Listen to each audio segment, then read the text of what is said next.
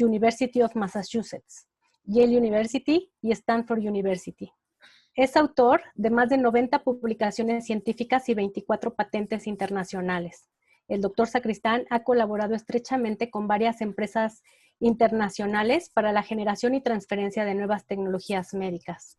Ha participado como fundador y director general o director científico de Enviva Corporation, Innova Medica, Critical Perfusion Incorporated, Abdeo Medical y actualmente en Nervive Incorporated. Es inventor del corazón artificial Vitacor UVAD, del condensador de aspiración para monitoreo de gases de anestesia, del espectómetro de impedancia gástrica para terapia intensiva y del estimulador magnético para tratamiento de infarto cerebral, entre otros varios dispositivos. El doctor Sacristán ha recibido múltiples reconocimientos por su actividad científica y empresarial de prestigiosas organizaciones como la Society for Technology in Anesthesia, la International Federation of Medical and Biological Engineering, el Consejo Regional de Ingeniería Biomédica para América Latina y la Secretaría de Economía de México. Es emprendedor Endeavor desde el 2004 y fue premiado por American Express como emprendedor del año 2006.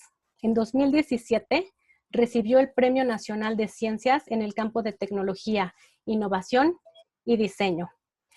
Por respeto a nuestro ponente y a los demás asistentes, les pedimos permanecer con su micrófono muteado y cámaras apagadas. La dinámica de interacción la definirá nuestro ponente y para aquellos que no quieran abrir micrófono y cámaras, pueden formular sus preguntas a través del chat en mayúsculas. Para los que necesiten reconocimiento, saben que las instrucciones se darán al final a través del chat. Emilio, bienvenido. Es un honor tenerte nuevamente con nosotros. Muchas gracias. Gracias. Gracias a todos y estoy encantado de estar aquí otra vez. Voy a compartir mi pantalla. Lo que propongo de dinámica es que mejor que yo nada más hable y les dé una conferencia, me gustaría más bien entablar un diálogo. O sea que voy a empezar a hablar, pero siéntanse en la libertad de interrumpirme en cualquier momento y llevar la discusión donde quieran. Entonces, voy a tratar de estar fijándome si alguien levanta la mano, pero prendan su micrófono e interrúmpanme si quieren preguntarme algo, por favor. Yo no tengo límite de tiempo, o sea que me quedo aquí hasta que pues se agote la discusión. Encantado. Gracias a todos. Esta plática es, en realidad, si algunos de ustedes estuvieron en el evento de INCIDE del año pasado en Guadalajara, di esta plática, pero pues va a haber algunas cosas nuevas y si quieren cambiar el tema y me pueden ir preguntando a medida que vayamos hablando. Pero primero vamos a hablar, la primera pregunta es, la primera palabra que viene en el título es la innovación. Pues hay que responder, bueno, ¿qué es la innovación y por qué es importante, no? ¿Por qué innovar? Ya en el siglo XXI, pues ya la riqueza se genera con el conocimiento y la información, ¿no? Y el ritmo de cambio es más rápido que nunca. Y si en México no nos ponemos a jugar en este juego de la innovación tecnológica, pues estamos condenándonos a volvernos un país importador nada más de tecnología de otros países. Tenemos que poder nosotros no nada más generar soluciones tecnológicas para México, pero también para poder exportar. Y hablando un poco más de innovación, lo malo de la palabra es que es una palabra que se usa mucho, pero cada quien tiene su propia definición. Para mí, la innovación es cuando se tiene una implementación y despliegue exitoso y autosustentable de una novedad. No es suficiente tener algo nuevo que está muy padre en nuestro laboratorio. Para mí, para que cuente de veras como innovación, necesitamos poderlo masificar, poderlo distribuir, poderlo implementar en el mercado, en la clínica, en los hospitales. Y la innovación no tiene que ser puramente tecnológica. Es decir, hay innovación. Sí, otra vez. Paola Licetti, otra vez.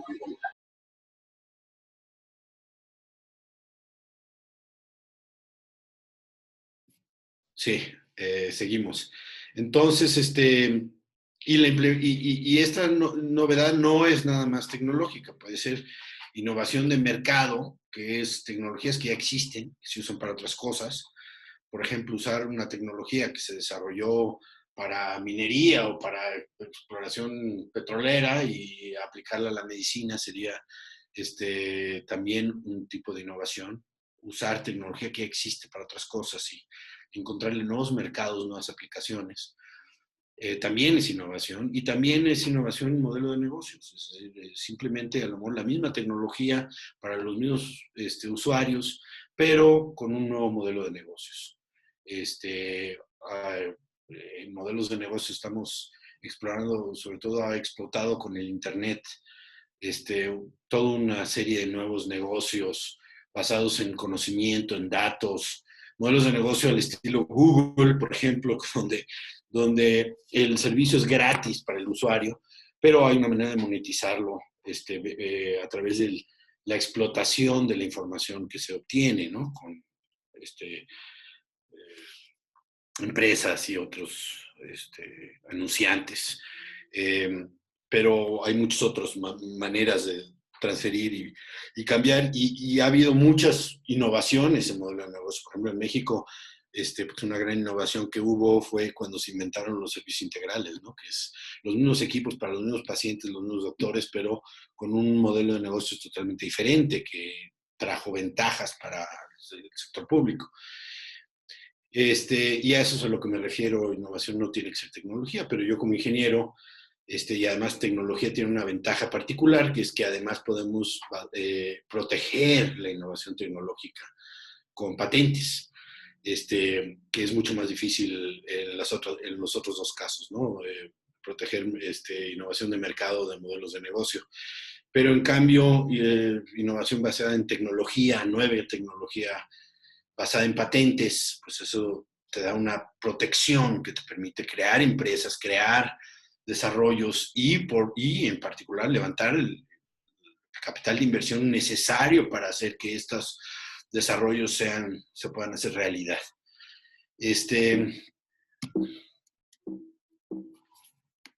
Perdón. Ahora, aquí en México muchas veces confundimos estos dos términos, ¿no? Competitividad e innovación. Obviamente la innovación nos permite tener un tipo de competitividad, pero no es la visión tradicional de competitividad. Las empresas establecidas en el mercado, las grandes empresas, enfocadas cada vez más a ser especialistas en un mercado particular, a atender a un cierto mercado, ofrecerles las soluciones, están siempre buscando una mejora continua basada en siempre mejorar el desempeño y bajar el costo para poder ser competitivas. La innovación de ruptura tiene otro fin, ¿no? Que es justamente crear algo nuevo que cree nuevos mercados, nuevas reglas, nuevos productos que causan un cambio en el mercado. Y eso principalmente es el interés y se hace principalmente, el 95% de toda la innovación, se hace por microempresas, por startups, que están tratando de crear algo nuevo y diferente.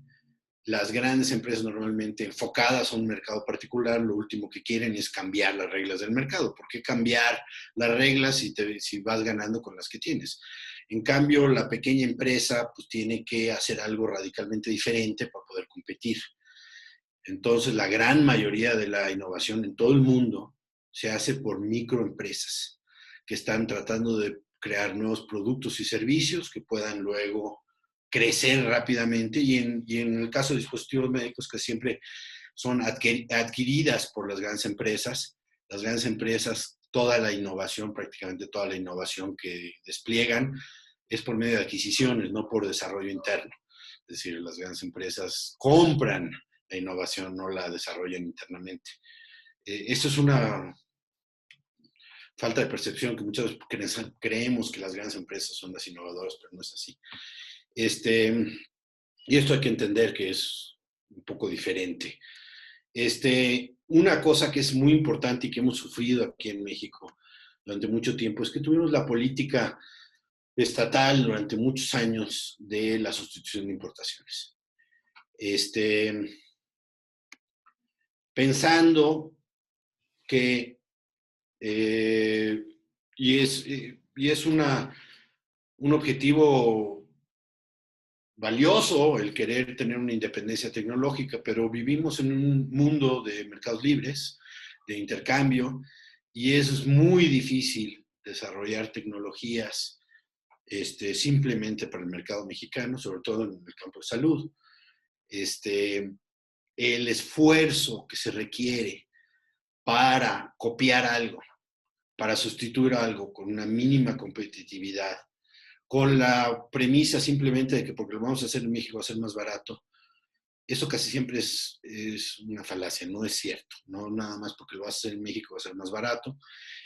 Y toma igual de esfuerzo y riesgo que el tratar de hacer algo nuevo y diferente, que no nada más vamos a poder usar para resolver problemas nacionales y de salud en México, pero que también vamos a poder exportar a otros países y que con esa exportación vamos a poder luego comprar las tecnologías que no tenemos en México. Y es un desarrollo de alto valor agregado que te da además un negocio mucho más longevo, que va a durar mucho más, que simplemente tratar de andar copiando.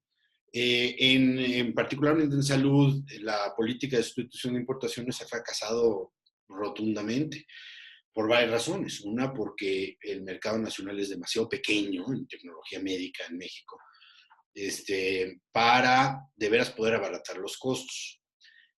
Segundo, porque lo que más abarata el costo de una tecnología es el volumen, y muchas veces no tenemos el volumen en el mercado nacional para poder competir. Y tercero, siempre vamos 2 pasos atrás. Nos dedicamos 2 años en copiar y desarrollar una tecnología nacional basada en tecnología que, antigua, mientras que el resto del mundo está trabajando en una nueva generación, y entonces terminamos con un producto que termina siendo más caro y además obsoleto. Rápidamente se vuelve obsoleta porque en otros países, en Corea, en Alemania, ya desarrollaron algo mucho mejor que lo que nosotros copiamos. Y eso hemos sufrido mucho con esto. En México se han desarrollado 6 empresas que han tratado de hacer, por ejemplo, la máquina de rayos X nacional, y siempre ha sido un fracaso. Se trata de hacer algo barato y malo y chafa, y que no puede competir. Y para el tamaño del mercado nacional, la cantidad de máquinas de rayos X que se venden en México, pues todas tienen que salir, además terminan siendo más caras que las importadas. O sea que, y lo repetimos, es un error que hemos repetido. Entonces, una de las primeras recomendaciones que yo haría es: olvídense, sobre todo en salud, olvídense de simplemente ver las necesidades de México. Piensen en las necesidades de México, claro, muy importante, pero también piensen en algo que va a resolver. Problemas de salud son universales. ¿Por qué, si tenemos una solución para tratar pacientes diabéticos, por qué nada más concentrarnos en México? Porque hay muchísimos diabéticos en China. ¿Por qué no pensar en solucionar el problema de diabetes en México y en China y en Europa, etcétera, etcétera? Y esta es una de las, esta es una de las cosas que muchas veces no se entiende, que es que lo que más abarata el costo de la tecnología es poderlo producir en grandes cantidades, tener una economía de escala, donde se busca una escala óptima, donde de veras se abaratan las cosas por cantidad. El problema de enfocarnos nada más al mercado nacional es que muchas veces, y esto varía, ¿no? Hay excepciones a esta regla, porque hay ciertos tipos de productos que a lo mejor sí van a tener un mercado suficientemente grande en México para poder tener economía de escala, pero la gran mayoría, sobre todo cuando hablamos de alta tecnología, vamos a estar en este lado de la curva, donde el costo por unidad es mucho más alto que las alternativas importadas, donde ellos a lo mejor están produciendo en una escala mucho más óptima y entonces reducen muchísimo los costos de producción y distribución de la tecnología. Sobre todo en tecnología médica, uno de los problemas que tenemos es que los costos de introducir tecnología al mercado pasa por, muchas veces tenemos que hacer pruebas clínicas, certificaciones ante COFEPRIS, ante FDA, se tienen que organizar pruebas clínicas, certificaciones, toda una serie de cosas que cuesta pues, un verdadero dineral. Y esos costos luego se tienen que repartir entre las unidades que se producen. Son costos fijos que se van a repartir por cada unidad que se vende. Entonces, cuantos más dispositivos podemos vender, más baratos los podemos hacer, que es una aspiración de todos los que desarrollamos tecnología. Siempre queremos desarrollar dispositivos que sean buenos, pero que además sean accesibles, sean baratos y que pues, sean para gente de bajos recursos, ¿no? Siempre queremos hacer algo bueno y barato, pero muchas veces nos enfrentamos a la realidad de que lo que cuesta abrir la puerta del mercado hace que nuestros productos sean prohibitivamente caros. Entonces tenemos que encontrar la manera de siempre buscar esta escala óptima, esta economía de escala, para que de veras la tecnología sea accesible y pueda competir en mercados internacionales y en el mercado nacional, porque en el mercado nacional tenemos todos los productos importados. Entonces tenemos que poder también competir contra esos productos. Ahora, esta es una gráfica que he usado muchas veces, seguramente muchos de ustedes ya la han visto, pero describe un poco por lo que tiene que pasar el desarrollo de una tecnología para ir desde un laboratorio, desde un concepto, a volverse un producto disponible, que va a estar disponible en hospitales, ante los pacientes, en las distintas instituciones de salud. Bueno, y esto aplica para cualquier tipo de tecnología, ¿no? En esta gráfica, sí todos pueden ver mi flechita, mi cursor. Sí, sí se ve. Sí, se ve. Sí. El origen de esta gráfica es el punto donde se te prende el foco. Es donde tienes una idea de algún nuevo producto, una nueva solución a un problema, en este caso un problema clínico. Antes de eso, todo lo que hacemos de investigación es investigación básica, es simplemente conocer las propiedades de la membrana y las cualidades del electrón, etcétera. Y llega un momento en el que ese conocimiento que desarrollamos, de repente se nos prende el foco y decimos, podemos agarrar ese conocimiento para resolver este problema. Y de ahí en adelante ya empezamos en lo que se llama investigación aplicada, donde ya estamos tratando de resolver un problema concreto. Y toda esta investigación se hace prácticamente exclusivamente en universidades e institutos de investigación. Llegamos a una primera etapa de prueba de concepto. Podría ser que tenemos una nueva molécula que pensamos que puede ser un buen tratamiento para una enfermedad y a lo mejor llegamos a hacer un experimento con 20 ratitas blancas y funciona muy bien, ¿no? Les curamos el cáncer y hemos probado que es un concepto que es válido. A lo mejor es un dispositivo, pero a lo mejor es un prototipo con cables salidos, algo que no necesariamente es un producto, pero que tiene un conocimiento, una tecnología de base y ya ha sido validada. Pero está lejos de ser un producto. No es lo mismo una tecnología que un producto. Una tecnología es el conocimiento fundamental que te permite producir un producto, pero el producto ya tiene que tener una visión de mercado, que ya tiene que tener una clara visión de quién lo va a usar, cómo lo va a usar, cómo se va a distribuir, cómo se va a vender, cómo se va a ganar dinero, cómo se va a dar soporte, cómo se va a dar capacitación. Uno de los grandes problemas que tenemos en innovación cuando hacemos en México es que se nos olvida que si estamos haciendo algo nuevo y diferente, necesariamente vamos a tener que dar a conocer y capacitar al mundo médico de esta nueva tecnología. No es suficiente simplemente producirla y meterla al mercado porque nadie la va a comprar, porque nadie sabe qué es y cómo funciona. Entonces, el despliegue de la tecnología no es trivial. No es, bueno, yo ya lo inventé, alguien que lo haga negocio, no.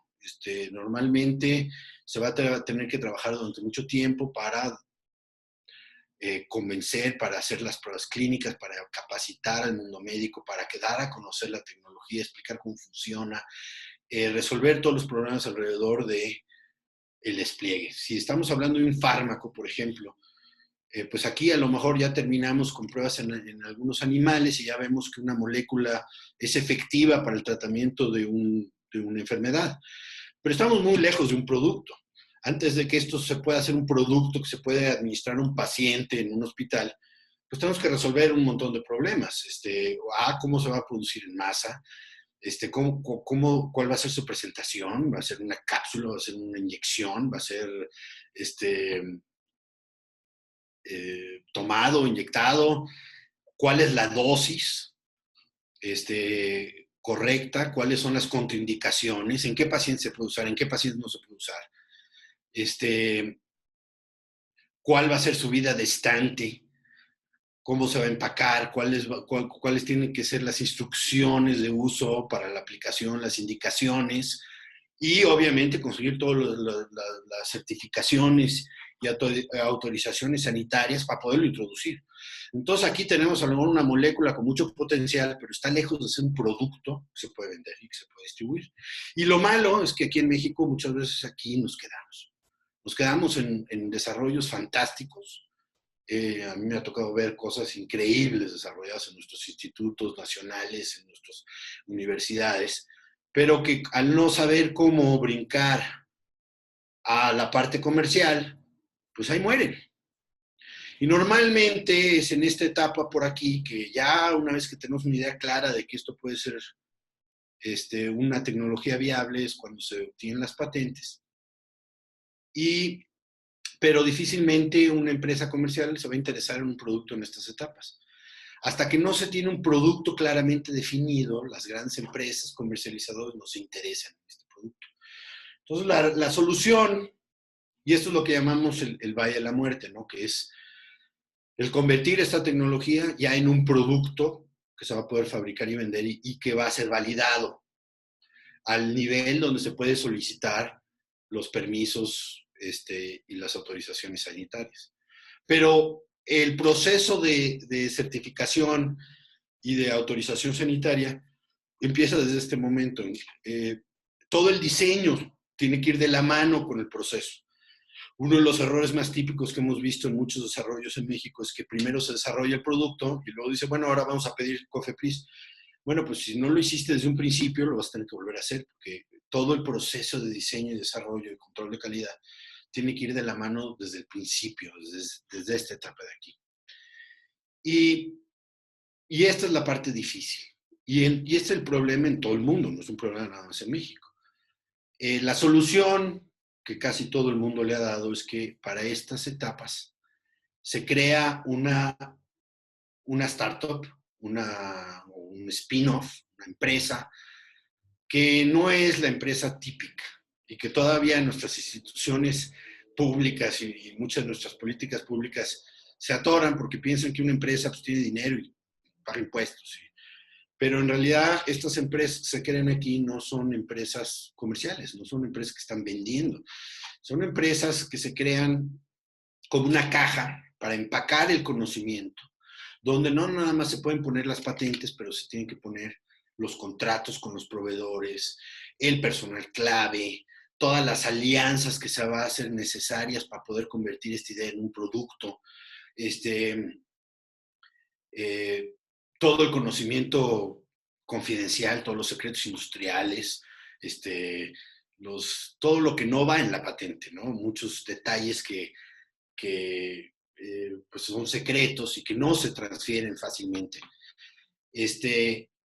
Y además, al ponerlo en una caja, pues ya tiene dueño, tiene personal jurídica, te permite levantar inversión, porque entonces tú puedes vender acciones de esa empresa para levantar inversión, porque en esta etapa es imposible conseguir préstamos. Es decir, no hay banco en el mundo que te va a dar préstamos en base a patentes, si tienes una buena idea. Y normalmente lo que se requiere para invertir, para desarrollar una nueva tecnología médica, pues estamos hablando de cientos de millones de dólares.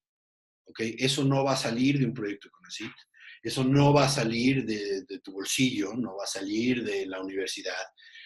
en algún momento, si vamos a desarrollar tecnología médica, vamos a tener que poder acceder a capital privado.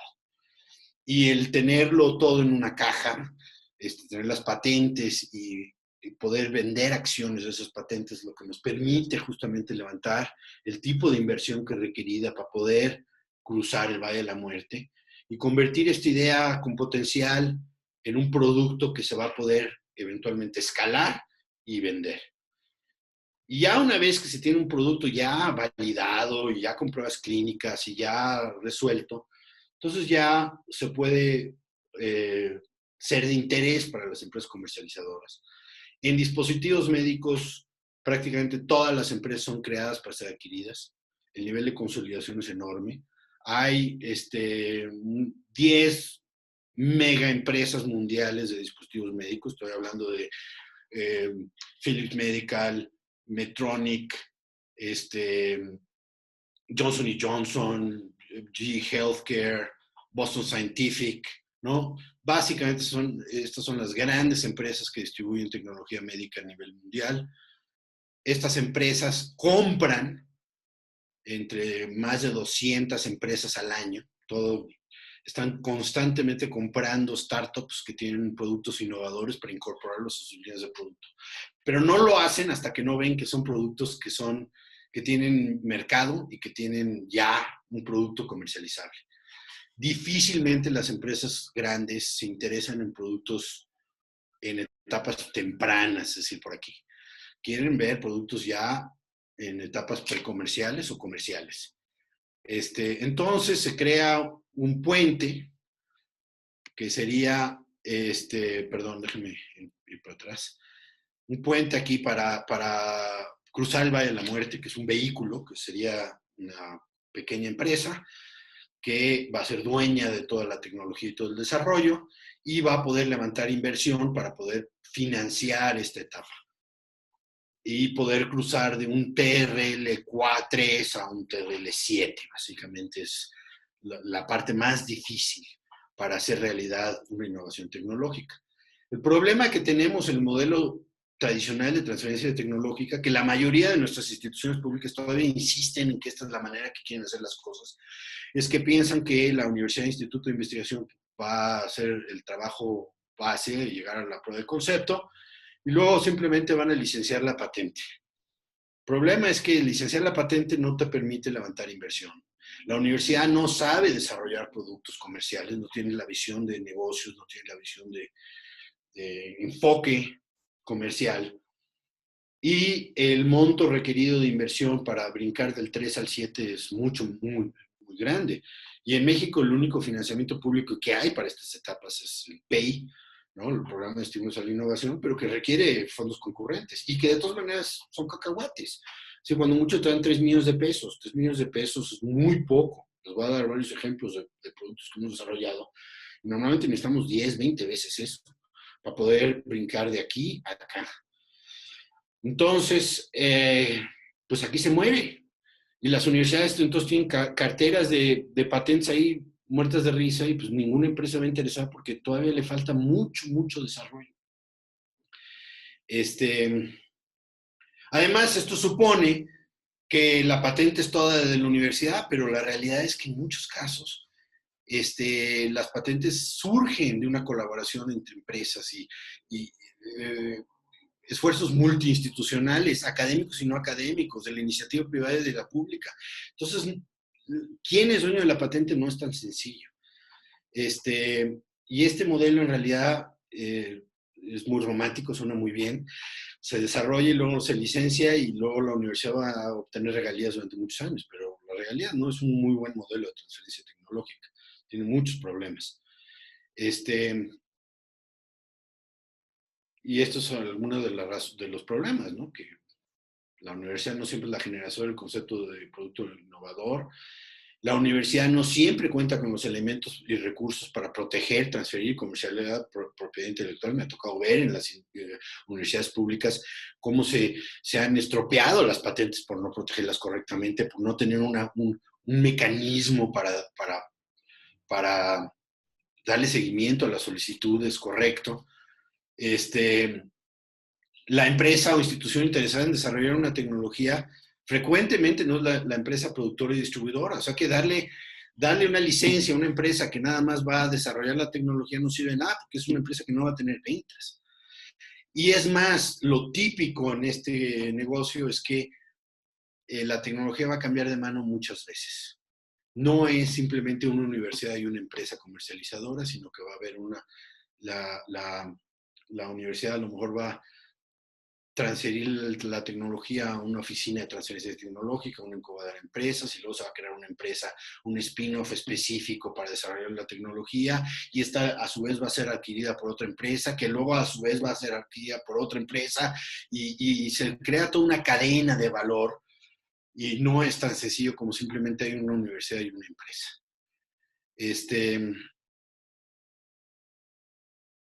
Y lo más importante es que es imposible levantar inversión para un proyecto de desarrollo tecnológico si no se tienen las patentes.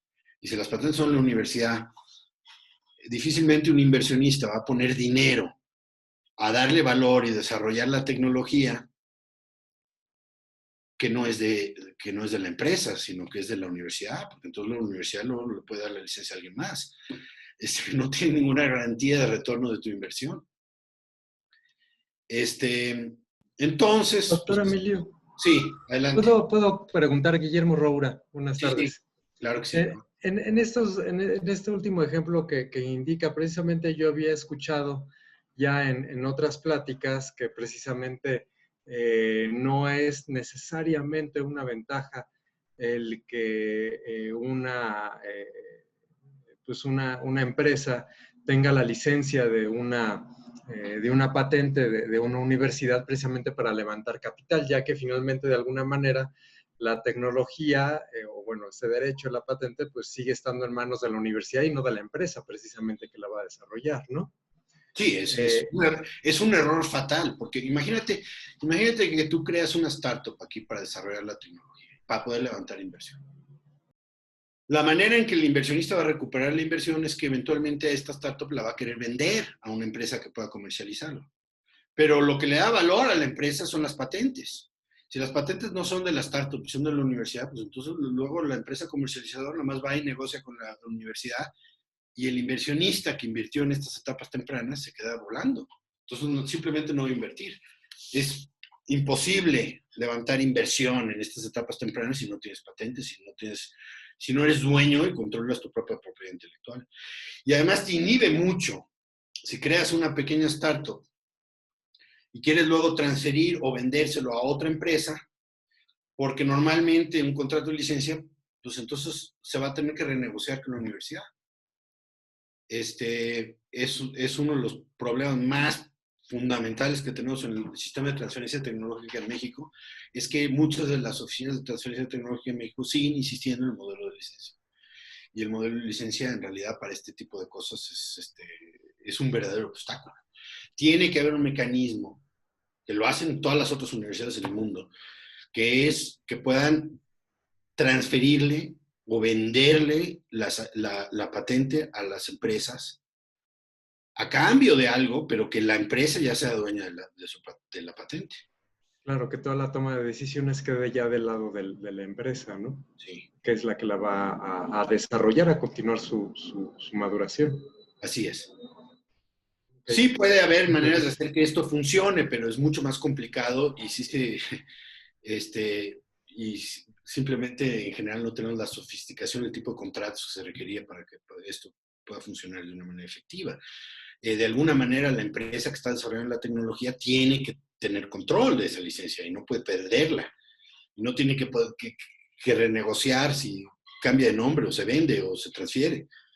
Eso es lo que le da garantía al inversionista. El inversionista en realidad lo que está comprando es un pedazo de esa patente.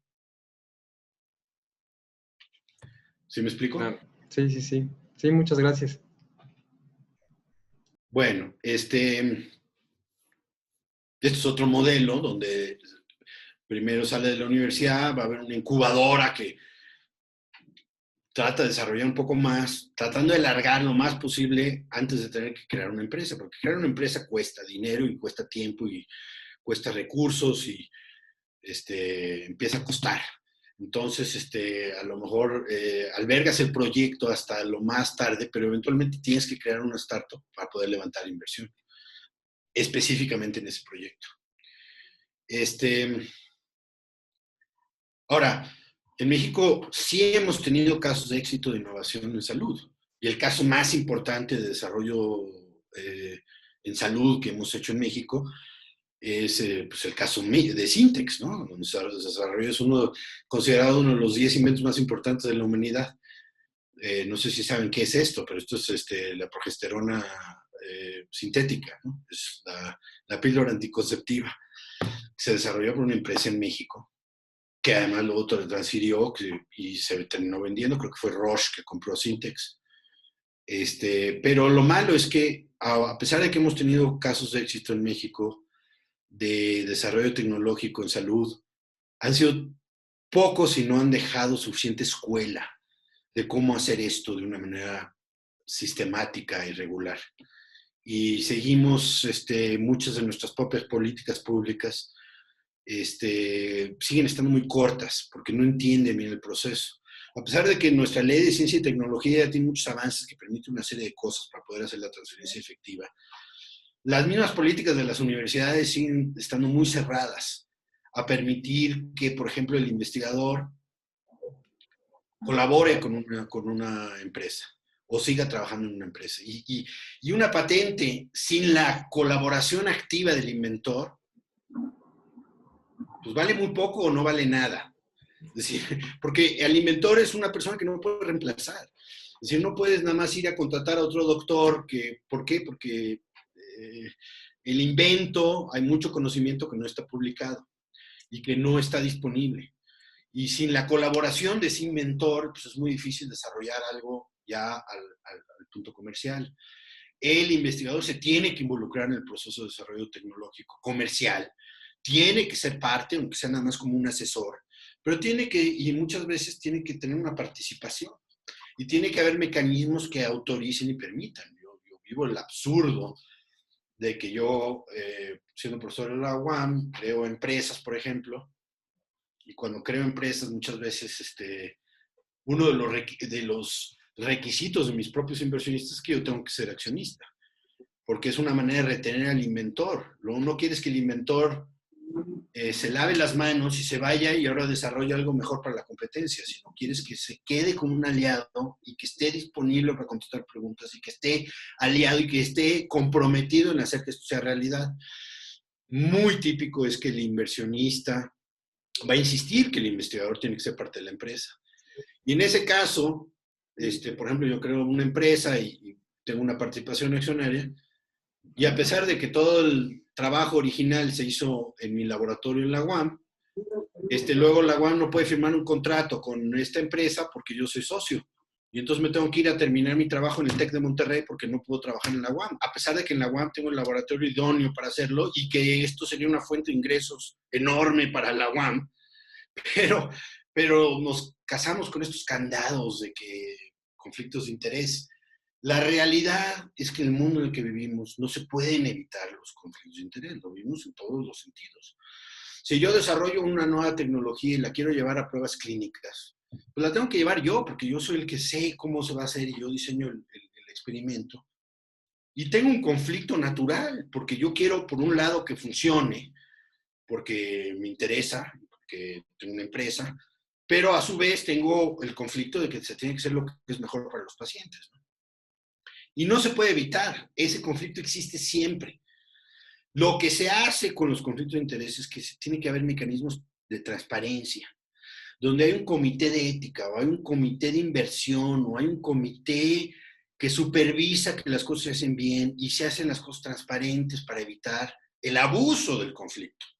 Pero simplemente decir que es que como hay conflicto no se puede hacer, pues si nos casamos con esa idea, pues entonces bloqueamos cualquier posible desarrollo, porque siempre va a haber algún tipo de conflicto, ya sea un conflicto de interés científico, conflicto de interés ético, financiero, es decir, tenemos muchísimos tipos de conflictos de interés. Nosotros que trabajamos en ciencia, pues siempre tenemos que hacer una declaración cuando publicamos un artículo de conflictos Eso no te prohíbe publicar tus resultados, simplemente lo tienes que ser transparente y tienes que decir, sí, por cierto, yo tengo acciones de la empresa que lo va a comercializar, o soy el autor de la patente.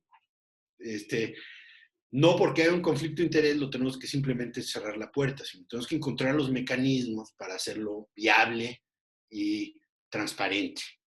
No sé si alguien quiere comentar, este es un tema muy importante. Si alguien tiene comentarios o preguntas sobre eso.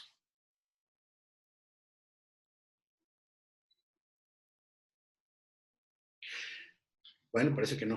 Y de la misma manera que resolvemos el conflicto de interés de por ejemplo, una prueba clínica en un hospital, teniendo un comité de ética independiente que supervise, que controla, y así podemos resolver los conflictos naturales de intereses. Igual podremos hacerlo para participación accionaria y para transferencia tecnológica, donde el investigador, que es parte de la universidad, pero que va a tener un pie metido en una empresa, y que haya alguna manera de hacerlo transparente para que, y supervisado, para que no se abuse.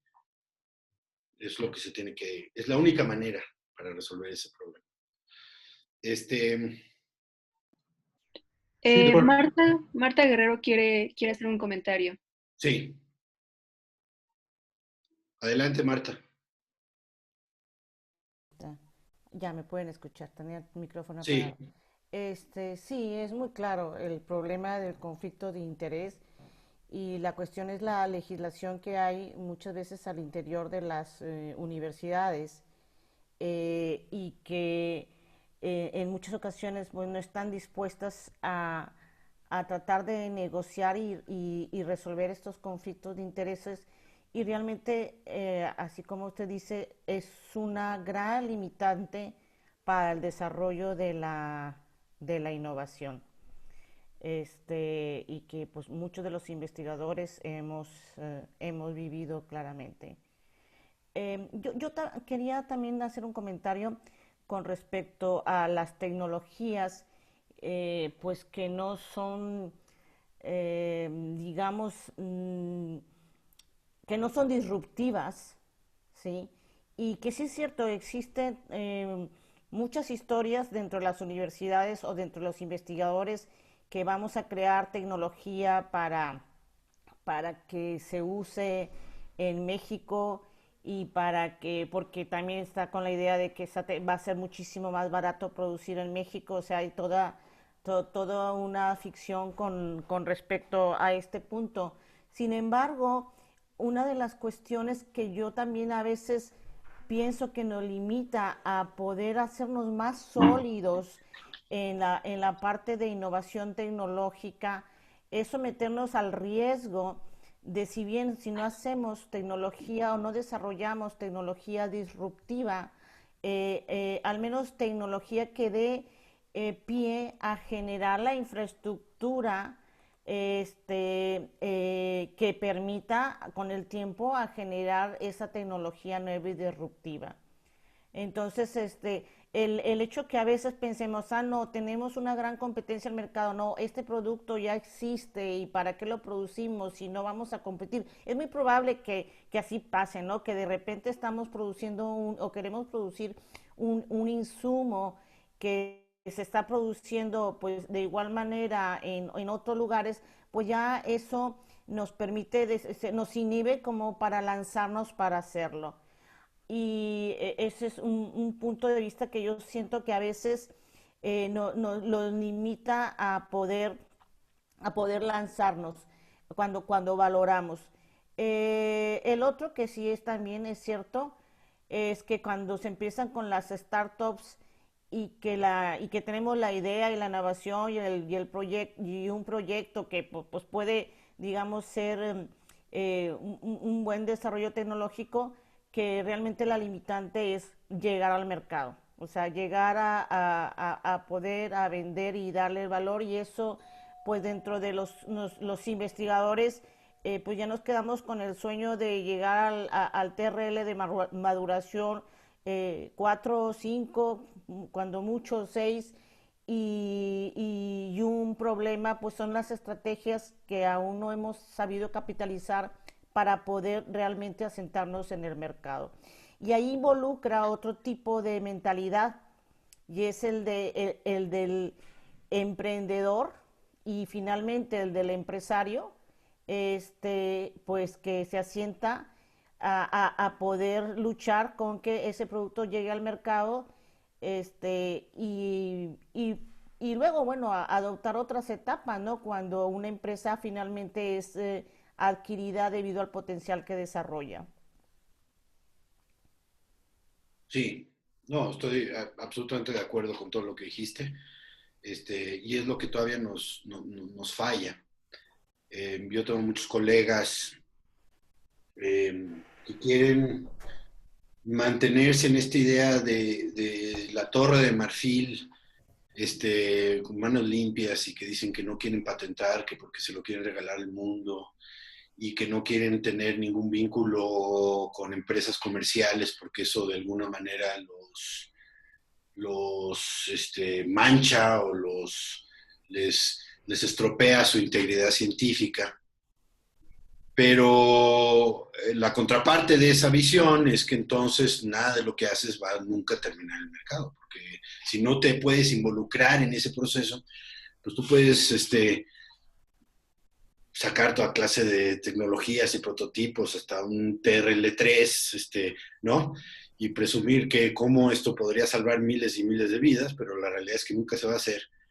Porque se nos olvida que la patente no es para proteger, sea uno, desde la universidad, pero en realidad la patente es una herramienta comercial que protege al inversionista, a quien va a invertir en desarrollar la tecnología y abrir la puerta del mercado. La puerta del mercado es una gran puerta súper pesada para meter algo de tecnología al mercado médico y abrirla cuesta un dineral de esfuerzo y de dinero y de capital y de tiempo para poder meter una nueva innovación al mercado. Y una vez que la abres, todo el mundo puede entrar. Es decir, el doctor Simi lo puede vender por 3 pesos. Sin patentes no se puede. Y me ha tocado ver en México. Tengo la cura del cáncer y ahí se muere porque no se patentó correctamente y porque no hay manera de transferirlo. Y entonces, sí, pues tienes la cura del cáncer, pero ¿a quién le va a servir? Si nunca se va a poder llevar a una píldora que se le va a poder dar al paciente.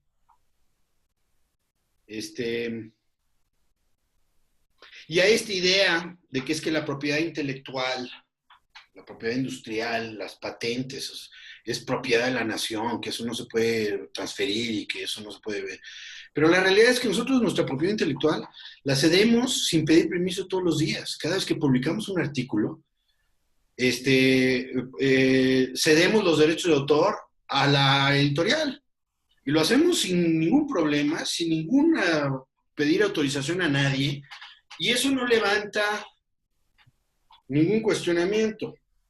Pero, no, una patente no se puede. ¿Por qué? ¿Para qué quiere la universidad tener patentes? Patentes son una herramienta netamente comercial, es una herramienta de negocios. Si la universidad no va a estar haciendo un negocio, ¿para qué quiere tener patentes? No se entiende la verdadera función de la patente y para qué es y para qué sirve. No sé si alguien quiere comentar sobre eso. Sí, yo quisiera volver también a comentar con respecto si las instituciones pudieran ver que, digamos, dentro de las instituciones se crea este conocimiento con la posibilidad de que se vuelvan innovación, pero si se está, digamos, el hecho que la innovación salga a través de las empresas y finalmente las universidades viven de nuestros impuestos, porque somos como ciudadanos, todos aportamos para que estas instituciones pues puedan ahí existir, que también nos dan un beneficio social, pues el hecho de que puedan salir estas innovaciones hacia afuera, pues en realidad es una manera de devolverle a la sociedad el recurso que invertimos en las universidades y para que esto se vuelva unas soluciones sociales o beneficios económicos que finalmente impactan en la sociedad. Yo creo que esa es una visión que las universidades no lo ven de esta manera, o sea, que nuestro trabajo como investigadores se vuelva a la sociedad a través de estas innovaciones que se pueden realmente comercializar en un momento dado. Tenemos un problema cultural muy fuerte. Esto es un comentario en respuesta a tu pregunta. De que la universidad está mal que se involucre en cosas de negocios. Está bien, por ejemplo, que haga proyectos de impacto social, donde se atienden a comunidades desprotegidas y se regala todo el tiempo y el esfuerzo y todo eso está también muy bien, pero si hay algo que alguien va a hacer negocio, eso está mal. Pero ¿cómo no es no nada más una prioridad, sino una responsabilidad de la universidad pública apoyar el desarrollo económico del país? En efecto. Es decir, ¿y cómo vamos a apoyar el desarrollo económico del país? Creando empresas, creando empleo, creando economía, creando soluciones, negocios para el país. Eso es lo que va a generar riqueza. ¿Y cómo eso está mal que la universidad pública apoye? ¿Para qué quiere desarrollar tecnología y conocimiento para guardárselo en su propia biblioteca y que nadie lo pueda usar? Tenemos una responsabilidad, más que nada en las universidades públicas, de que nos están financiando todo este desarrollo y toda esta investigación, no nada más para que publiquemos nuestro artículo en The Lancet, sino para que sirva a alguien, que de veras se use, que de veras atienda a los pacientes. Y si por esa idea de quedarnos al margen y quedarnos limpios, se queda en un artículo, pues no sirve de nada. A mí me gustaría, ahora está de moda, ¿no?, nuestro actual gobierno, hablar de la ciencia para el beneficio de los mexicanos. Bueno, si nos quedamos en una ciencia puramente de publicar artículos, pues a mí me gustaría saber a qué mexicano típico siquiera los lee. Es decir, ¿a quién le está sirviendo más que a nosotros como investigadores para el SNI? Si fuera de eso, ¿a quién le sirve? No toda la investigación científica tiene fines comerciales. La investigación científica es válida por sí sola. Simplemente la búsqueda del conocimiento vale por sí sola. Pero cuando ese conocimiento lo podemos aplicar, debemos de aplicarlo, debemos de encontrar maneras de usarlo. Y de una manera además que sea económicamente viable, porque si no nos sirve, si lo hacemos todo sin fines de lucro y con 3 pesos, pues no va a tener ningún impacto. Todos esos proyectos mueren cuando pues, la gente pues, se pone a trabajar para quien le pague, ¿no? Esa es una de las limitantes en las que nos enfrentamos. Si quieren, si me permiten, les voy a platicar algunos de los proyectos que yo he hecho y un poco cómo lo hemos logrado y cómo hemos resuelto algunas de estas cosas. Este fue uno de los primeros proyectos que hice cuando llegué a México. Yo soy uno de los repatriados y es el espectro de impedancia gástrica. Esta es una idea muy radical de ver al paciente de terapia intensiva, al lugar de ver las 26 variables fisiológicas que se ven en un paciente en terapia intensiva, ¿no?, presión y saturación y todo eso, simplificar y fijarse en el tejido más débil, que es la mucosa gastrointestinal. Y si ese tejido está bien, entonces el cuerpo está compensando bien y está independientemente de lo que digan las demás variables. En cambio, aun por más bien que esté la presión arterial y por más bien que esté la saturación y por más bien que esté todo lo demás, si la mucosa gastrointestinal está muriendo, ese paciente ya va a tener problemas, va a tener translocación bacteriana, falla orgánica múltiple y va a tener muchas complicaciones, ¿no? Y la idea era, bueno, pues vamos a monitorear la salud de la mucosa gástrica. Entonces desarrollamos una tecnología que inyecta corriente a la pared gastrointestinal y podemos ver la respuesta a ese producto. Y esto pues han sido 20 años de desarrollo en este campo. Y culminó justamente en la creación. Primero fue un proyecto de una incubadora de empresas, de proyectos de innovación que se llama Innova Médica, y luego se transfirió a una empresa que se llama Critical Perfusion. Se creó una empresa específicamente en Estados Unidos para la distribución mundial de la tecnología. Y luego eventualmente esta empresa se vendió Y esa empresa a su vez se va a vender a otra empresa, se está ahorita tratando de vender a otra empresa, y pues cambia de manos muchas veces la tecnología, ¿no? Y en este caso, pues empezamos aquí en la UAM, pero eventualmente se incluyeron muchas instituciones, se hicieron pruebas en el Instituto Nacional de Cardiología, en el IMSS, en el ISSSTE, en diferentes hospitales, y se creó una startup para almacenar ahí toda la propiedad intelectual. Esta eventualmente se vendió. Y nada más para que se den una idea, de aquí y ahora estamos por aquí, pues se han invertido pues, más de 100 o 150 millones de pesos en el puro desarrollo. Y ha cambiado de manos muchas veces para poderlo llevar ahí. Y ha tomado 20 años desarrollar la tecnología, porque es algo muy nuevo, muy diferente, que requiere muchas pruebas clínicas, que requiere mucho desarrollo tecnológico. Les voy a platicar otro proyecto. Este es el más sonado de mi carrera, es el desarrollo de un corazón artificial. Este es el motor que se desarrolló en colaboración con una empresa mexicana, pero pues eventualmente para que esto de veras sea accesible, pues se va a tener que vender más allá de simplemente México. Es una tecnología demasiado cara para poderla solo usar en las decenas de pacientes que se ha usado, que se está usando ahora en México, sino que se tiene que pensar en cientos o miles de pacientes para que esto de veras sea costeable, ¿no? Este es el corazón artificial ya en un paciente, esto es en Monterrey, y me lo voy a saltar. Les voy a platicar el último proyecto que estoy desarrollando, que es una tecnología que también desarrollamos primero aquí en México, que es un estimulador magnético del nervio facial que crea pulsos de muy alta intensidad, campos magnéticos muy fuertes, con unos campos magnéticos asimétricos que permiten estimular, especialmente diseñado para lograr estimular el ganglio geniculado del nervio facial, para estimular la parte vasomotora del nervio facial que controla la vasodilatación y la vasoconstricción de las arterias cerebrales. Y hemos desarrollado la tecnología al punto donde podemos estimular magnéticamente, es decir, de forma no invasiva, con unas antenas que se ponen encima de las orejas de los pacientes, apuntando hacia el oído interno, y que logran casi duplicar el flujo sanguíneo al cerebro después de una estimulación de 2 minutos, y que este efecto además dura horas o días. Y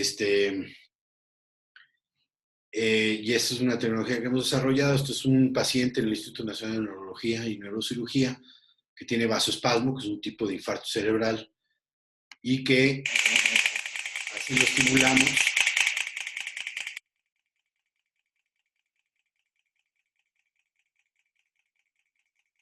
Y es sus arterias cerebrales antes de la estimulación, y se ven las vasoconstricciones del vasoespasmo que limitan fuertemente el flujo sanguíneo del cerebro.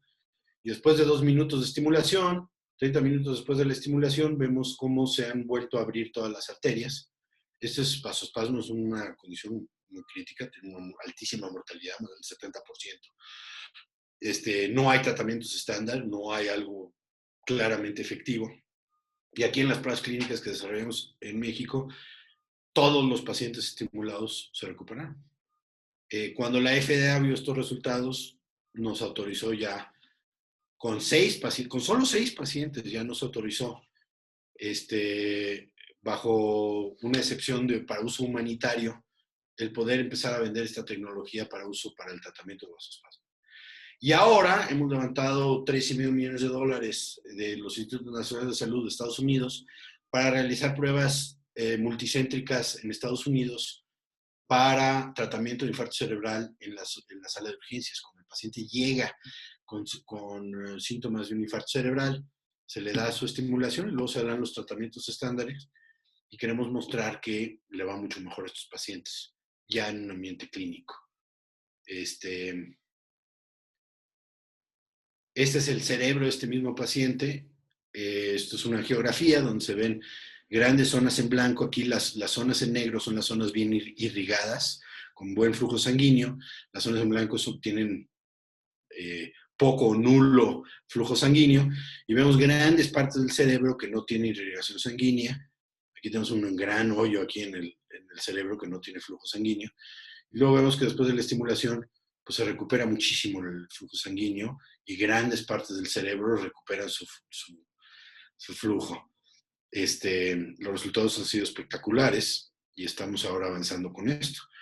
Pero nada más para que se den una idea de este proyecto. Este proyecto empezó en la UAM Iztapalapa por ahí de 2012, haciendo pruebas en animales y tratando de desarrollar la tecnología. No sabíamos si esta era una idea descabellada. La verdad es que cuando mi socio, un neurólogo que se le ocurrió la idea, se acercó con nosotros, pues a mí se me hizo una idea descabellada, que no iba a funcionar nunca. Pero hicimos las primeras pruebas en animales y entendimos que esto funcionaba muy bien y que esto realmente era posible. Metimos las patentes y creamos primero una empresa en Alemania, porque conseguimos, y es el tipo de cosas que nos tuvimos que salir de México, porque para desarrollar el primer prototipo para humanos, pues nos gastamos $5 millones, 4 millones de euros, nos lo dio la Comunidad Europea. Y nos lo dio, pero teníamos que hacer el trabajo en Alemania. O sea que tuvimos que formar una empresa en Alemania para poder desarrollar el primer prototipo ya para humanos en Alemania. Y luego creamos otra empresa, creamos una empresa en Estados Unidos que se llama Nervive. A la fecha hemos levantado más de $12 millones para llevarlo todo. Y estamos por aquí más o menos. Estamos en pruebas clínicas ya en Estados Unidos. El año que viene probablemente ya vamos a empezar pruebas clínicas en Europa. Y ahora estamos en otra ronda de inversión. Estamos tratando de levantar otros $12 millones para llevarlo al final, antes de que lleguemos a esta parte de empresas comercializadoras. Pues tendremos que terminar invirtiendo más de 50, 60 millones de dólares para llegar a un punto donde ya estamos más allá del punto de equilibrio, ¿no? Donde es una empresa que ya genera ventas suficientes. Y en ese momento, y es mi experiencia, las grandes empresas vendrán y nos ofrecerán comprarlas, ¿no? Y probablemente va a ser alguien como Boston Scientific o Medtronic, que se interesarán en comprar la tecnología y comprar la empresa completa. Y en ese momento, pues probablemente la empresa se venda en algo así como 350 millones de dólares, una cosa así. Más o menos el promedio de empresas en este sector, cuando son adquiridas más o menos ese es el rango, ¿no? Pero, pues llevamos 10 años de aquí a más o menos aquí, al TRL6. Estamos ya en el TRL7. Estamos ya en la etapa y ya estamos empezando la fase de ya producción y producción en masa. Ahorita solo existen 3 prototipos, pero ya estamos viendo cómo poner una línea de producción, fabricarlo en masa, etc. Y ya conseguimos las autorizaciones de la FDA para distintas partes del proceso. Pero eso es un ejemplo de todo lo que tiene que pasar para poderlo llevar de una idea descabellada en un laboratorio universitario a una cosa que se puede comercializar. Bueno, le recuerdo que yo trabajo en el CI3M, que es un Centro Nacional de Investigación, y les pongo esto porque parte de la misión del centro es justamente crear un lugar donde distintas instituciones, empresas pueden colaborar con investigadores, y tenemos una incubadora de empresas, y justamente estamos hablando con el INCIDE para crear además un fondo de inversión para apoyar proyectos en etapas tempranas, justamente para ayudar a sacar estas buenas tecnologías que tenemos en nivel de prueba de concepto, a darles una visión más de negocios y ver cómo transferir la tecnología de una manera efectiva y darle una visión comercial que permita llevarlo a los siguientes niveles. Con la experiencia de pues, toda la estrategia regulatoria, toda la parte de organización de pruebas clínicas y de protección de propiedad intelectual y de planes de negocio, etcétera, etcétera. O sea que se los menciono porque pues es un laboratorio nacional CONACYT, estamos ahí a su disposición y estamos ahí para ayudarles a cualquiera de ustedes que quiera hacer innovación tecnológica. Si les podemos ayudar en lo que sea, pues ahí estamos para ayudarles en lo que podamos. Bueno, eso es mi presentación. No sé si quieren comentar o discutir algo de lo que dije. Sí, doctor Emilio Sacristán. Con relación a las certificaciones, más bien, lo que son COFEPRIS o la FDA, ¿es correcto que COFEPRIS incluso es más complicado obtener la licencia de sanitaria en México que la misma FDA? Bueno, hay que verlo caso por caso y producto por producto, pero la realidad es que sí. Como la gran mayoría de la tecnología médica, y estoy hablando de tanto dispositivos médicos como fármacos, en realidad son desarrollados en otros países. El caminito fácil para COFEPRIS es que tú llegas con tu autorización de la FDA y entonces COFEPRIS te autoriza, de alguna manera valida la autorización extranjera y te la hace válida en México. Y lo hacen relativamente rápido. Si tú desarrollas tecnología en México, y sobre todo cuando es tecnología relativamente complicada, la realidad es que COFEPRIS no tiene ni la gente, ni el personal, los procedimientos para de veras tratar de decidir cómo evaluar tecnología nueva que no ha sido validada en otros países. Obviamente nos apegamos a los mismos estándares, que en desarrollo de tecnología es el ISO 13485. Pero aún así, el pasar y que te aprueben los protocolos, muchas veces no saben qué pedir. Y es una cosa que, por ejemplo, sufrió mucho el corazón artificial, porque el mismo COFEPRIS no sabe, porque la estrategia de la empresa Vitalmex Internacional que quiso desarrollar el corazón artificial en México, lo quiso meter primero en COFEPRIS. Y simplemente COFEPRIS no sabía qué pedir y cómo. Y cambiaban de opinión y se hacía una prueba clínica y entonces luego te pedían otra y luego te pedían otra. Y parece que nuestra burocracia está abocada a encontrar razones para decir que no y no razones para decir que sí. Y entonces se vuelve mucho más complicado. Ahora, cada producto es diferente. Entonces puede haber casos donde hay productos que sí es más fácil sacarlo en México que en otros países. Pero yo diría que la FDA tiene mucha más experiencia. Yo más ayer tuve una reunión con la FDA para ver nuestros permisos para hacer las pruebas clínicas en Estados Unidos.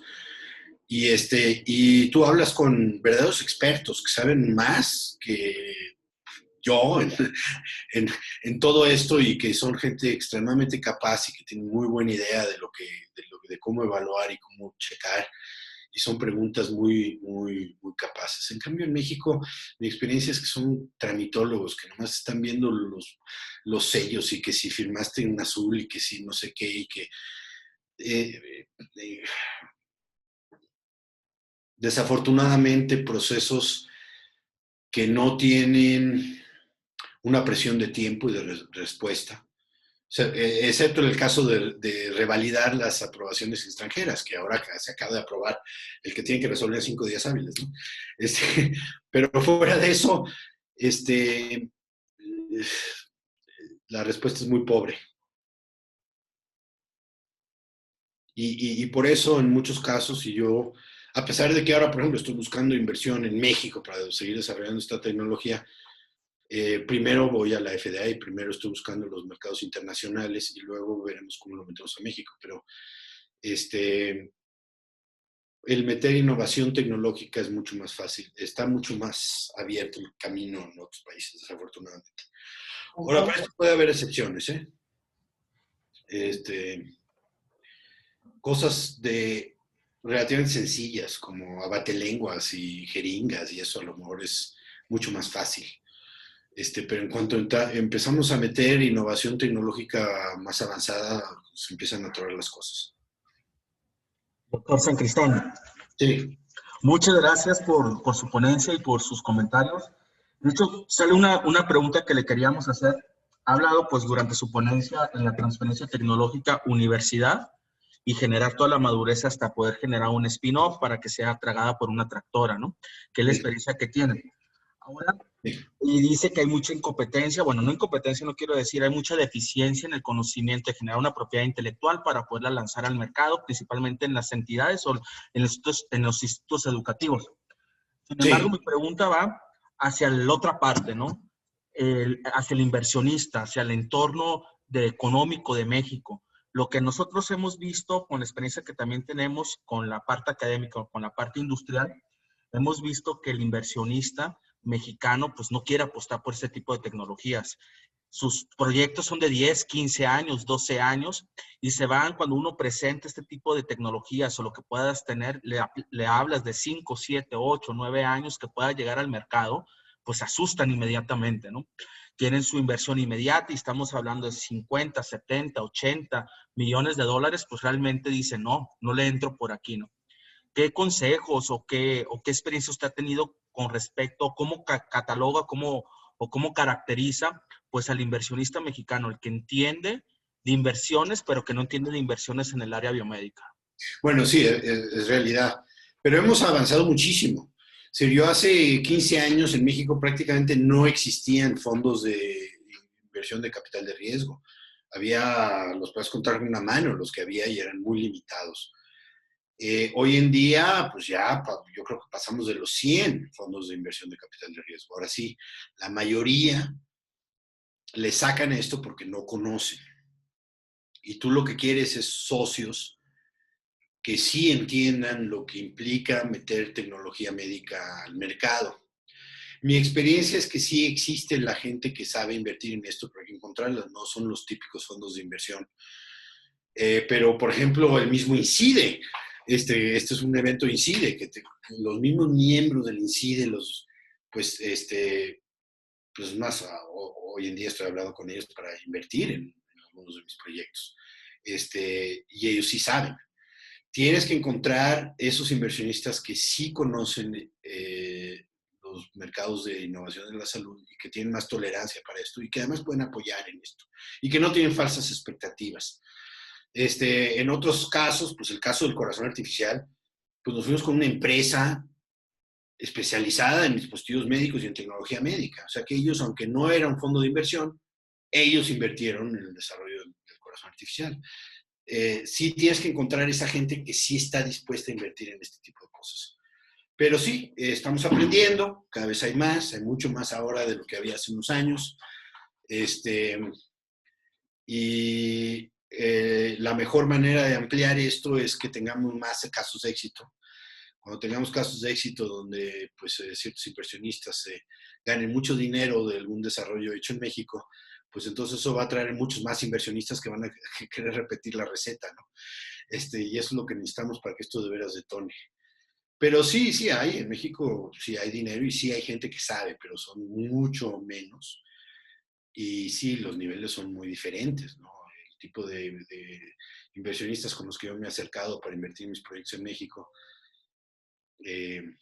comparado con fondos de inversión que yo he tratado de levantar inversión en Estados Unidos o en Europa, pues en Europa siempre, o en Estados Unidos siempre me siento con fondos de inversión donde de veras tienen expertos, donde los que administran el fondo de inversión son médicos especialistas que además tienen una maestría en administración de empresas y han creado 2 o 3 empresas. Es decir, son gente que tiene muchísimo conocimiento de cómo invertir en este tipo de desarrollos. Y eso, en México son pocos las gentes que tienen ese tipo de experiencia. O sea, que eso hay que buscarla y sí es una limitante. Y es una de las razones por las que yo también me he tenido que salir de México a buscar dinero muchas veces, porque está limitado lo que podemos levantar en México. No nada más en términos de inversión, pero más también fondos gubernamentales. Les platiqué el último proyecto que hice, que hemos levantado 12 millones de dólares. La gran mayoría de ese dinero fue a fondo perdido. Fueron proyectos de investigación financiados por gobiernos. Uno en Alemania pagado por la Comunidad Europea y uno en Estados Unidos pagado por los Institutos Nacionales de Salud. Todo es a fondo perdido y ahí no te piden fondos concurrentes y son fondos de millones de dólares Aquí en México, lo más que te dan son millones de pesos y además te piden fondos concurrentes y te ponen una cantidad de candados para las empresas que hace que sea básicamente imposible con los fondos disponibles en México, muchos de estos desarrollos de innovación en salud, que es particularmente cara. El problema de la innovación en salud es que es cara y larga. Y muchos de los programas que tenemos de apoyo a emprendedores y de apoyos a la innovación en México, pues son programas como calcetín, ¿no? Una talla para todos. Y es el mismo fondo, da el mismo monto para un proyecto donde vas a desarrollar un nuevo tornillo que para donde vas a desarrollar un nuevo fármaco. Pero el tipo de inversión y el tiempo que requieres para desarrollar un nuevo tornillo no es lo mismo que lo que necesitas para desarrollar un nuevo fármaco. Estamos hablando de magnitudes de diferencia.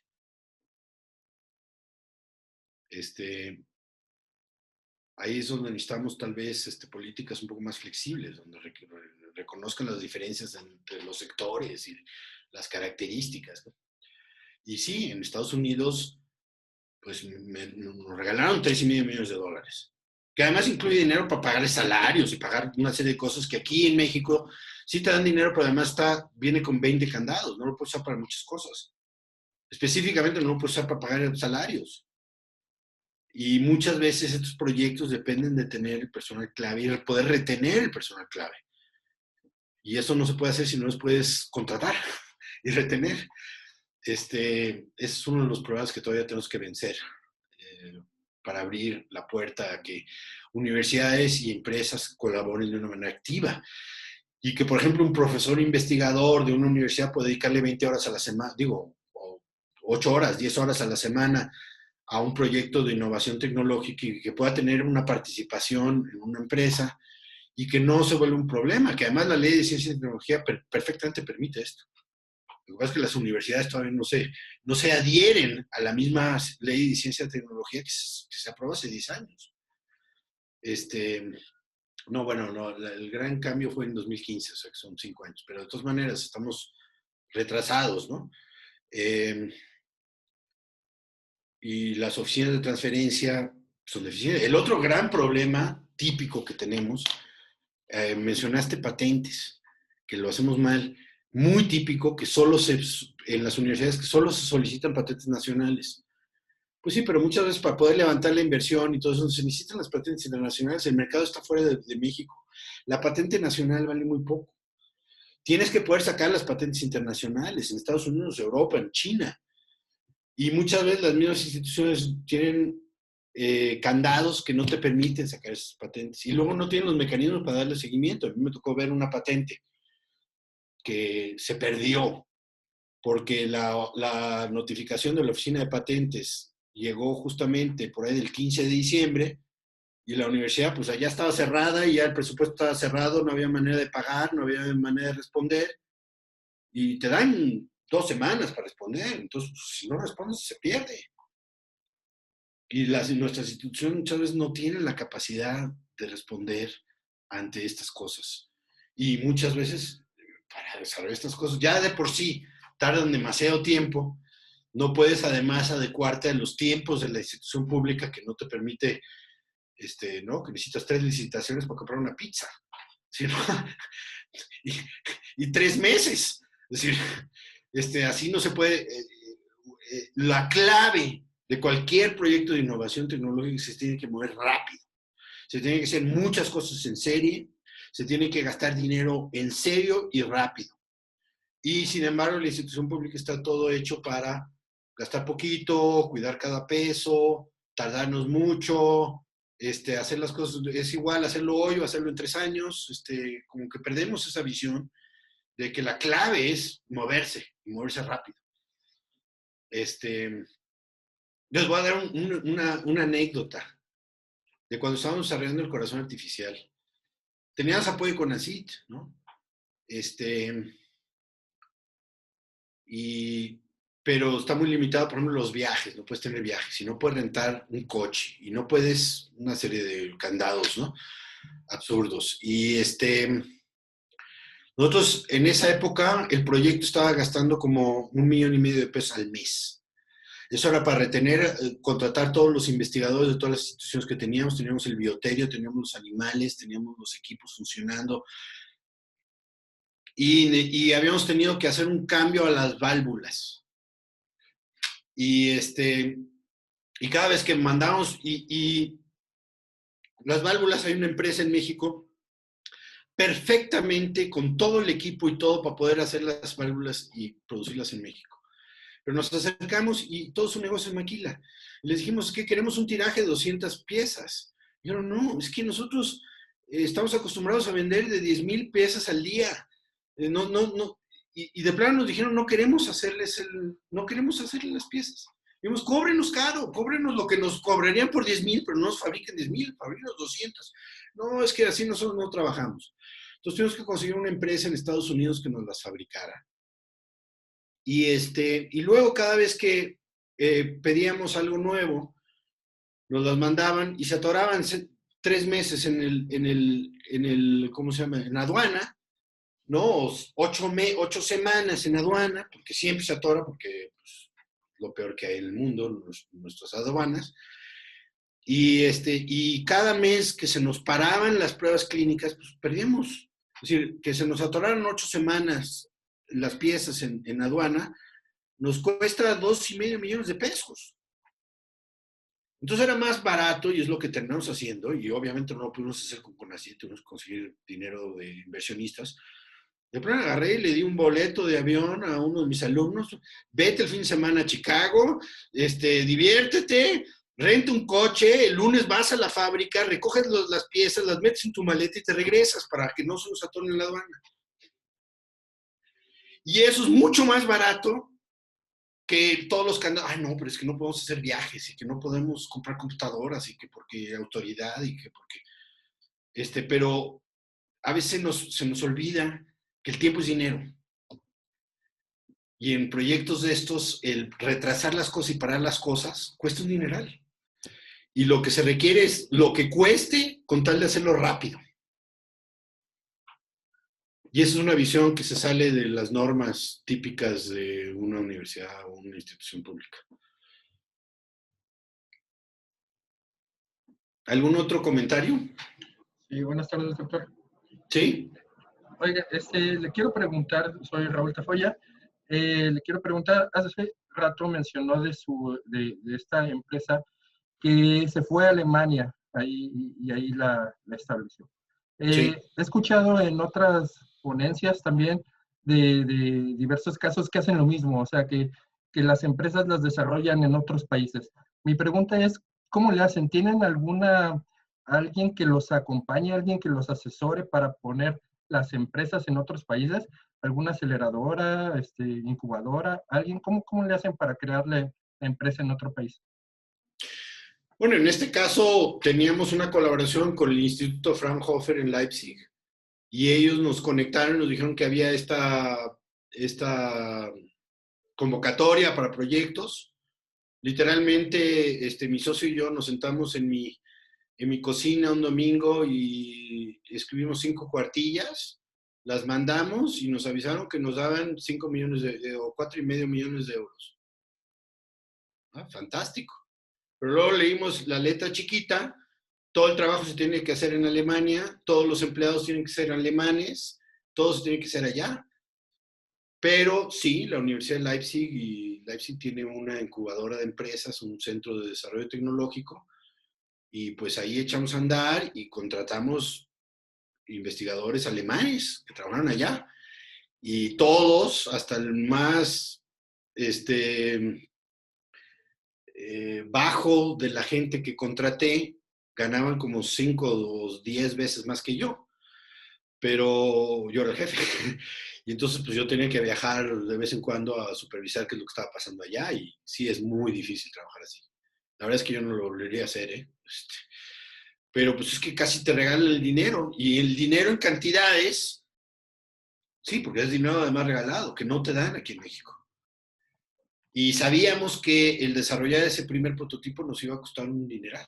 Iba a ser muy caro desarrollar ese primer prototipo. Había que desarrollar toda la tecnología y era muy, muy caro hacerlo.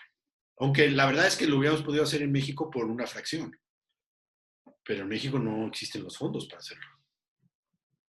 Excelente, gracias.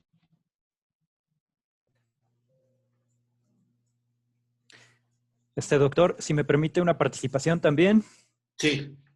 Muchas gracias. Primero, excelente exposición, se lo agradezco mucho. Gracias.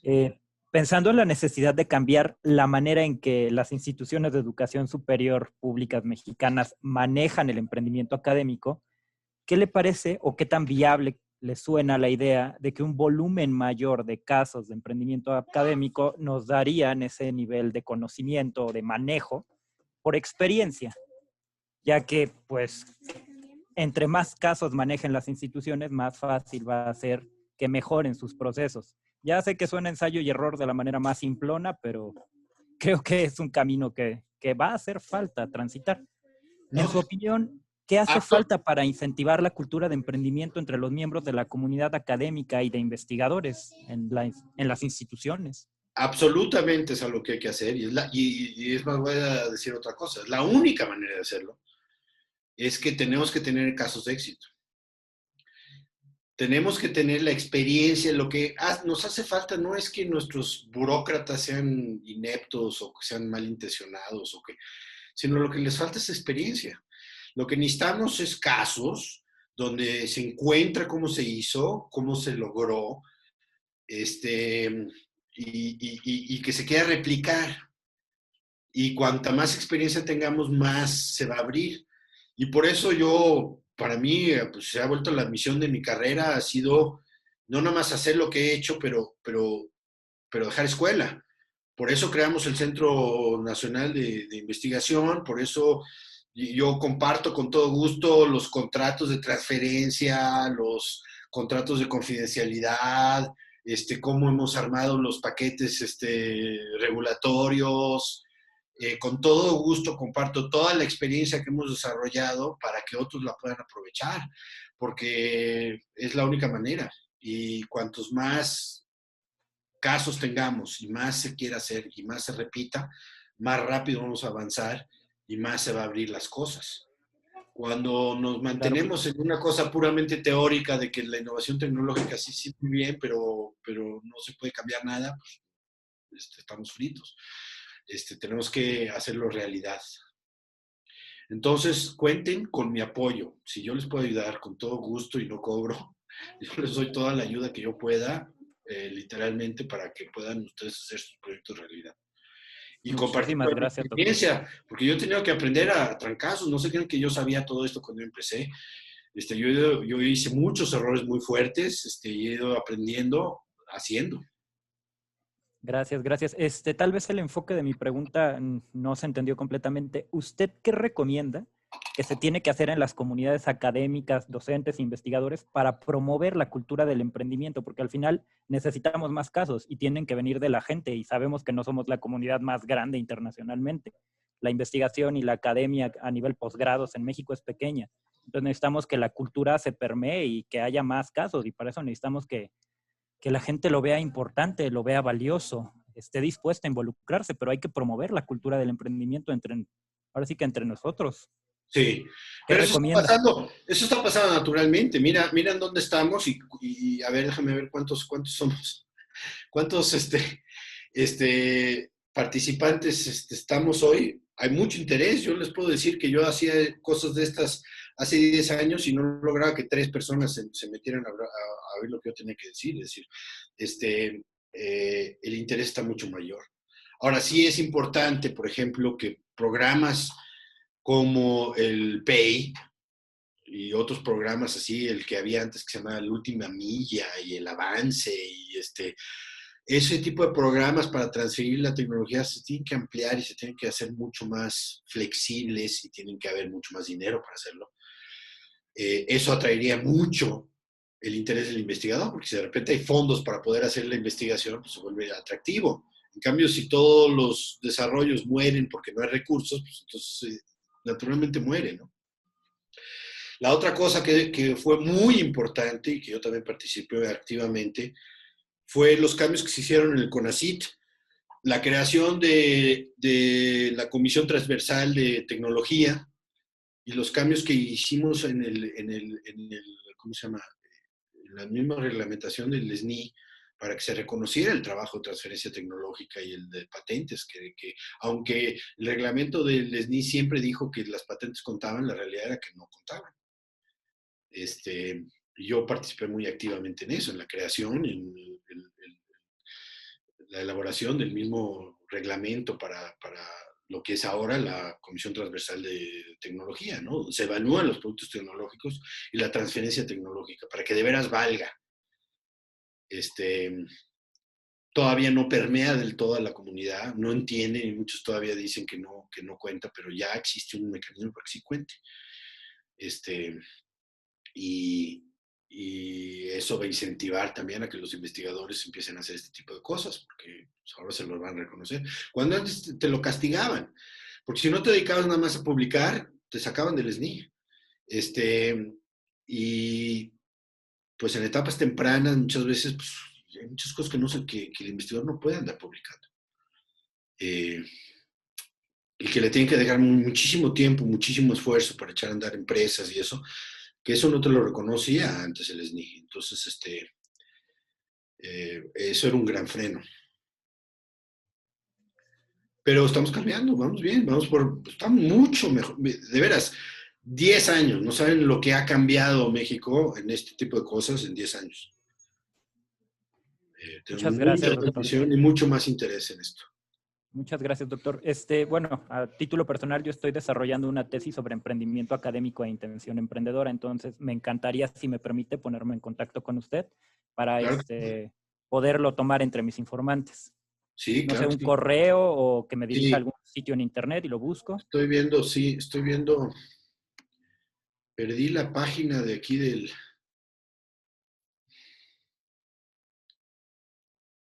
perdón, un momentito. Le voy a poner mi correo electrónico en el chat. Gracias. Pero estoy viendo cómo y no encuentro cómo. A ver. ¿Dónde está? No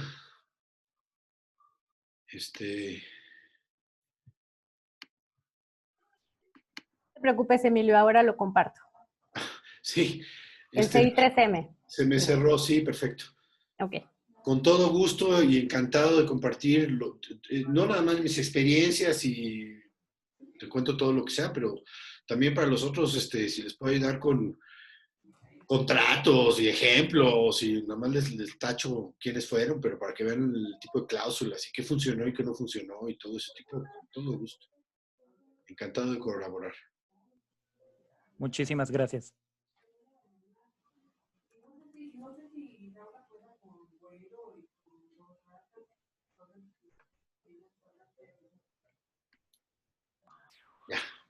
Quedaron algunas preguntas en el chat. No sé si quiera que leamos alguna. Sí, no tengo prisa. Adelante. Voy a empezar de atrás para adelante, que va a ser más sencillo. Nos pregunta si puede mencionarnos algunos de los fondos de inversión que existen en México. Me imagino que, bueno, para este efecto de inversión en salud. Bueno, los que más van a invertir en este tipo de cosas son los empresarios de las grandes empresas de dispositivos médicos y farmacéutica y del sector salud. Llévela, no te preocupes. Sí puedo con ellos y de todos modos Carlos está aquí muy cerquita. Pero el mecanismo más fácil es por el mismo INCIDE. ¿Ok? Los mejores inversionistas que he visto en México en este tipo de cosas. Ok, muchas gracias.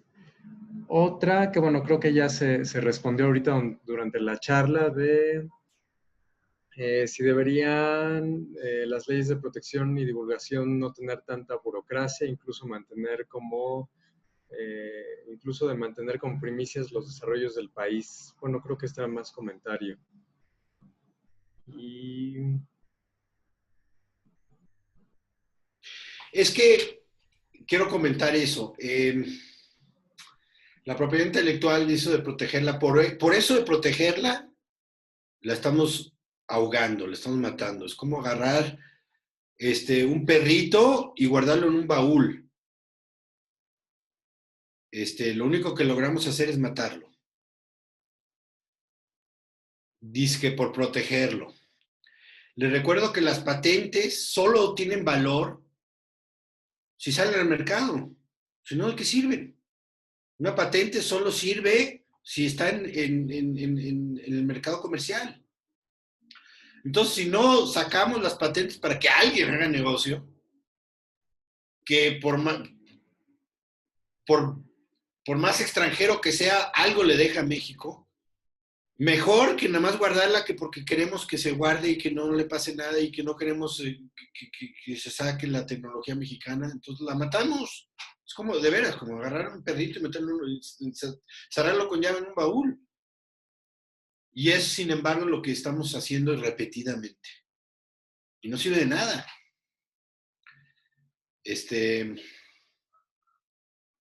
Tenemos que abrirnos. Y la realidad es que vivimos en un sistema económico de mercado libre. Entonces, hagamos lo que hagamos, tenemos que pensar en mercados internacionales, en negocios internacionales. Entonces, queremos cerrar a que todo es en México y nada más para México, pues es iluso en el mundo en el que vivimos.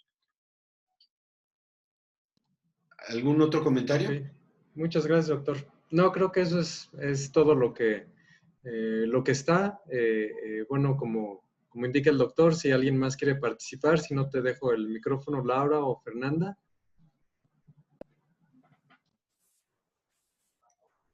Muchas gracias. Emilio, muchas gracias por acompañarnos. Gracias por estar siempre dispuesto a platicar con nuestros emprendedores. Siempre, siempre. Encantado. Y vamos para adelante con ese fondo. Para eso trabajo yo, para tratar de compartir lo que he aprendido, que me ha costado. Sangre, sudor y lágrimas. Sangre, sudor y lágrima, que no se quede conmigo nomás, que alguien más lo pueda aprovechar. Muchas gracias. Yo sé que esto es muy valioso para nuestros emprendedores. Pues agradecemos mucho al doctor Sacristán por acompañarnos, por compartir su experiencia y por siempre estar dispuesto a todas las labores que hace INCIDE. Muchísimas gracias. Gracias. Gracias a todos nuestros asistentes. Algunos avisos que se darán a través del chat. Aquellos que quieran pedir constancia, aparecerá la liga para que lo hagan. Gracias a todos. Que tengan muy buena noche. Excelente fin de semana. Hasta luego. Adiós, Emilio. Gracias. Adiós. Muchas gracias, Muchas doctor. gracias. Excelente ponencia, doctor Emilio. Gracias. Doctor Emilio, muchas gracias. Felicidades. Excelente ponencia. Gracias. Me estoy quedando porque estoy leyendo todos los comentarios que me pusieron, que son muchos. Ok. Hasta luego, doctor. Muchas gracias. Gracias. Bueno, hasta luego. Muchas gracias. Hasta luego.